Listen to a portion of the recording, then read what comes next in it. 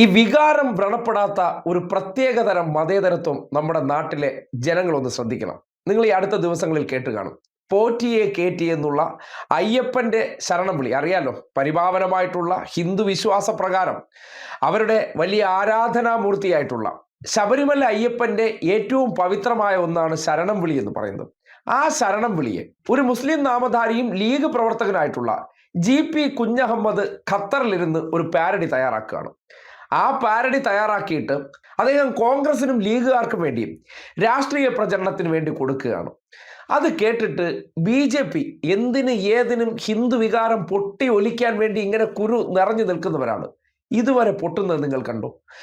ഒരു മുസ്ലിം നാമധാരി ലീഗുകാരനായിട്ടുള്ള ഒരു വ്യക്തി അയ്യപ്പന്റെ ശരണം വിളിയെ അദ്ദേഹം പാരഡിയാക്കി മാറ്റുകയാണ്. പാരഡിയാക്കി മാറ്റിയിട്ട് അത് കേരളത്തിലെ ഹിന്ദു പാർട്ടിയിലുള്ളവന്മാരുടെ വികാരം പൊട്ടിച്ചിട്ടില്ലെങ്കിൽ എന്താണ് മനസ്സിലാക്കേണ്ടത്? നിങ്ങൾക്ക് ഈ ഹിന്ദു വിശ്വാസവുമായി ബന്ധപ്പെട്ട കാര്യം ഇടതുപക്ഷത്തിനെതിരെ രാഷ്ട്രീയ ആയുധമാക്കാം. നിങ്ങൾ ഒരു കാര്യം ആലോചിച്ചാൽ മതി. ഇടതുപക്ഷത്തിന്റെ ഭാഗമായിട്ട് നിൽക്കുന്ന ഏതെങ്കിലും ഒരു മുസ്ലിം നാമധാരിയാണ് ഇങ്ങനെ അയ്യപ്പന്റെ വിശ്വാസവുമായി ബന്ധപ്പെട്ടൊരു പാട്ടെടുത്ത് ഈ കോൺഗ്രസ്സുകാരെയോ അല്ലെങ്കിൽ സംഘികളെയോ ഒക്കെ ചേർത്ത് ഒരു പാരഡി ഉണ്ടാക്കിയിരുന്നെങ്കിൽ ഇവരുടെ വികാരം പൊട്ടുന്ന രീതി ഒന്ന് ആലോചിച്ച് നോക്കിയേ. കേവലം സിനിമാ പേരിന്റെ പേരിൽ പോലും വല്ലാതെ, അല്ലെങ്കിൽ ഏതെങ്കിലും പാട്ടിന്റെ പേരിൽ പോലും ഏതെങ്കിലും മുസ്ലിം നാമധാരിയാണെങ്കിൽ, ഇടതുപക്ഷക്കാരനാണെങ്കിൽ ആ സിനിമയ്ക്കെതിരെ പോലും ഇവർ ഈ വടിവാളും എടുത്തുകൊണ്ട് ഉറഞ്ഞു തുള്ളുന്നത് നിങ്ങൾ കണ്ടിട്ടുണ്ട്.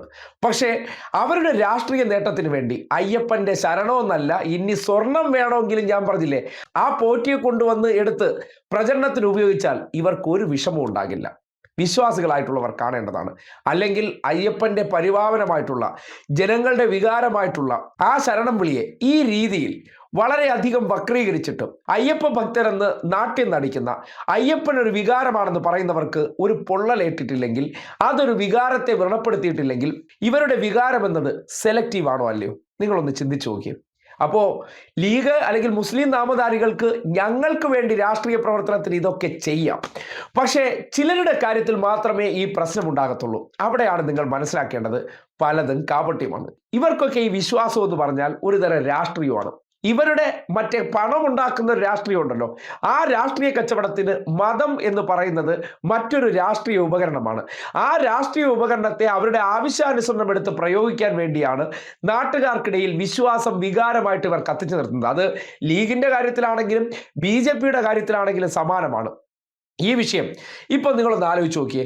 ഇടതുപക്ഷത്തിന്റെ ഭാഗമായിട്ട് നിൽക്കുന്നവർ ഏതെങ്കിലും ഒരു ബാങ്ക് വിളിയുടെ രീതിയിൽ രാഹുൽ മാങ്കൂട്ടത്തിന്റെ പ്രവൃത്തിയോ ലീഗന്മാരുടെ ഏതെങ്കിലും പ്രവൃത്തിയെ, ബാങ്ക് വിളിയെ ഒരു പാരഡിയാക്കി എടുത്താൽ എങ്ങനെയിരിക്കും?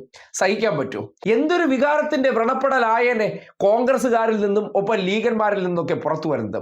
അപ്പോൾ ഇവരുടെ ആവശ്യത്തിൽ വേണമെങ്കിൽ ബാങ്കിനെയും എടുത്ത് എന്ത് ചെയ്യാം? ഇതുപോലെ പാരഡിയാക്കി മാറ്റാം. ഇവരുടെ ആവശ്യങ്ങൾക്ക് ഇതൊക്കെ ചെയ്തു കഴിഞ്ഞാൽ വിശ്വാസികളായിട്ടുള്ളവർ വ്രണപ്പെടേണ്ട കാര്യമില്ല. നേരെ മറിച്ച് ഇടതുപക്ഷക്കാരാണെങ്കിൽ ഇവർ വിശ്വാസികളല്ല, ഇവർ വിശ്വാസത്തെ തകർക്കാൻ നടക്കുന്നവരാണെന്ന്. വിശ്വാസത്തെ സംരക്ഷിക്കണമെന്നവന്മാർ കാണിക്കുന്ന ഈ തെമ്മാടിത്തരം പോലും വിശ്വാസികളെന്ന് നടിച്ചു നടക്കുന്നവർ അത് ഉൾക്കൊള്ളുന്നുണ്ടെങ്കിൽ അവർ ഇത് ചെയ്യുന്നതിന് വികാരവുമായി യാതൊരു ബന്ധം വരുന്നില്ല. അയ്യപ്പന്റെ പേരിലുള്ള ശരണം വിളിയൊക്കെ ഈ രീതിയിലുള്ള ആഭാസത്തരത്തിന് ഉപയോഗപ്പെടുത്തിയാലും അതൊക്കെ സർവ്വസാധാരണമാണ്. അതൊക്കെ ഉപയോഗിക്കാം, അങ്ങനെയൊക്കെ ചെയ്യാം. അത് ക്രിസ്ത്യാനിക്ക് ഏറ്റുപാടാം, മുസ്ലിമിന് രചിക്കാം.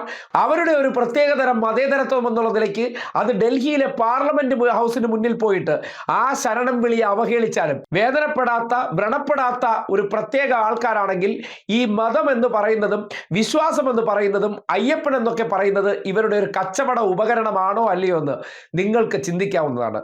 ഈ രീതിയിൽ ആ ഒരു പാട്ടിനെ അല്ലെങ്കിൽ ശരണം വിളിയെ അവഹേളിച്ചതിനെ ഒരൊറ്റ വിശ്വാസിക്ക് പോലും, അല്ലെങ്കിൽ ഇവിടുത്തെ തീവ്ര നിലപാടുള്ള ശശികലയ്ക്കോ അല്ലെങ്കിൽ അതുമായി ബന്ധപ്പെട്ട് നിൽക്കുന്ന ഒരുത്തനും ശരണം വിളിയോ അല്ലെങ്കിൽ അയ്യപ്പന്റെ ഒരു ഭക്തിഗാനത്തെ ഈ രീതിയിൽ അധിക്ഷേപിച്ചിട്ട് പോലും അതിൽ സന്തോഷമുണ്ടാകുന്നുണ്ടെങ്കിൽ ഇവരെല്ലാം സെലക്റ്റീവ് ആണ് എന്ന് ഈ നാട്ടിലെ കപടന്മാരല്ലാത്ത വിശ്വാസികൾ ഒന്ന് മനസ്സിലാക്കുന്നത് നല്ലതായിരിക്കും.